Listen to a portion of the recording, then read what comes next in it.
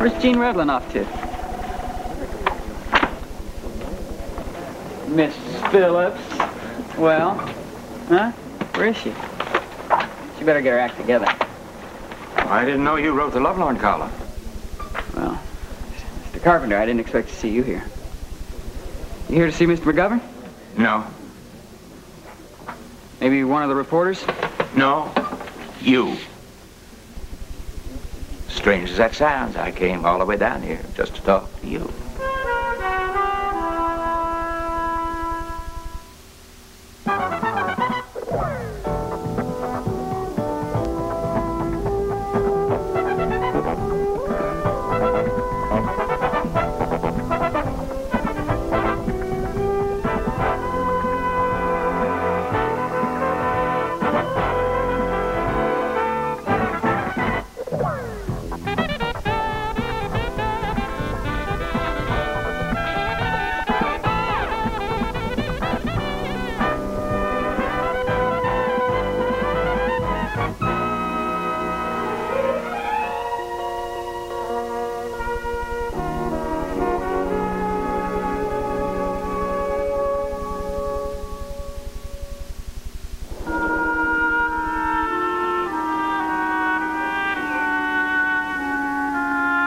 Mr. Weaver. Mr. Weaver, what happened to Russ?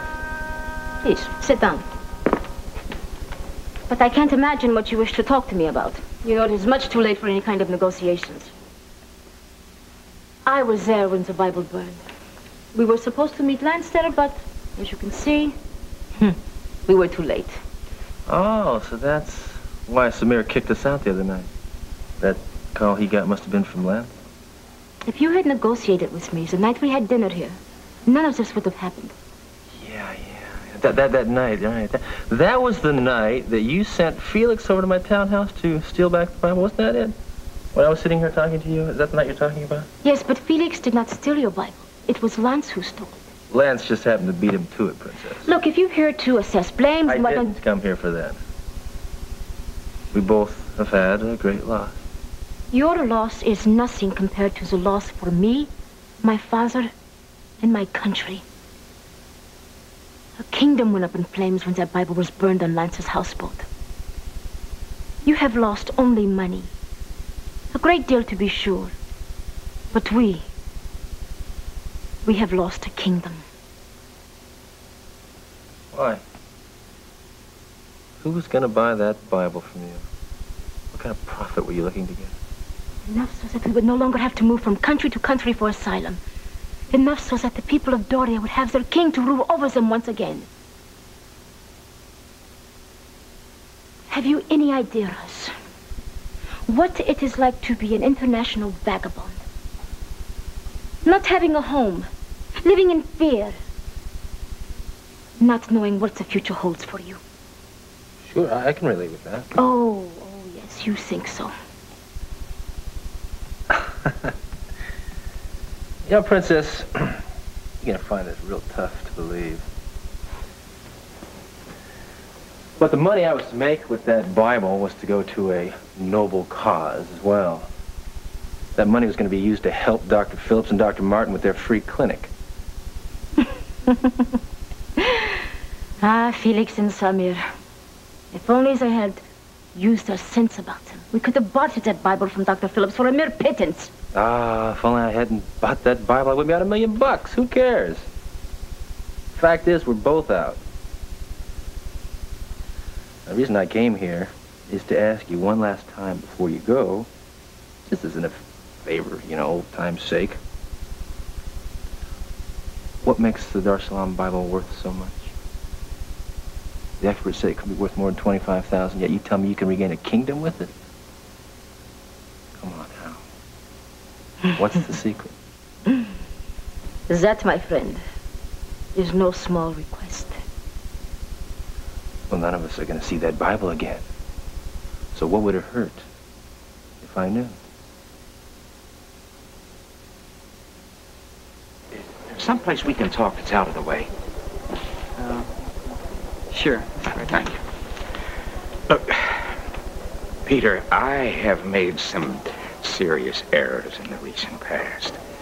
I should never have pressured Courtney into marrying Vaughn, but I did. And it turned out, well, we all know how that turned out.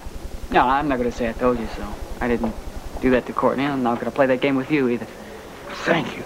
I really appreciate that. Look, I want you to know that I'm not going to stand in Courtney's way anymore. All I want is for her to be happy. Now, perhaps she and Vaughn will be able to work out their marital problems. I don't know. But if she decides that she wants to end that marriage, I want you to know that I'm not going to try and talk her out of it. I see. I see? Somehow I thought when I told you that, you'd jump up and down and shout hurrah. It is kind of an unexpected turn of events. I'm not very good at sorting out anything after the past couple of weeks. I know what you mean. Look, when I asked Mrs. Carpenter to marry me, her father insisted on setting me down and running through a whole list of her faults. Well, I'm not going to do anything like that, but I think there are some things you should keep in mind about Courtney. Don't you think this is a bit premature? No, I don't. Not at all. Now, I've already talked with Vaughn. Now I'm talking with you. I'm telling you exactly what I told Vaughn, that I am not going to meddle in her decisions. But what you should remember about Courtney is that ever since she was a little girl, she had a nasty habit of making snap decisions and then standing by them, right or wrong, no matter what the results are. I've noticed. Well, I think she's reached a point now where she has decided that she rushed into the marriage with Vaughn. And, look, what I'm trying to say is that if Courtney decides to leave that marriage and go with you, I don't see any reason why you two couldn't make a go of it.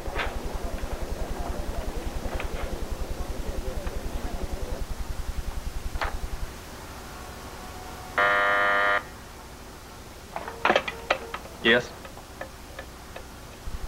Yes, Lucille. Send him in.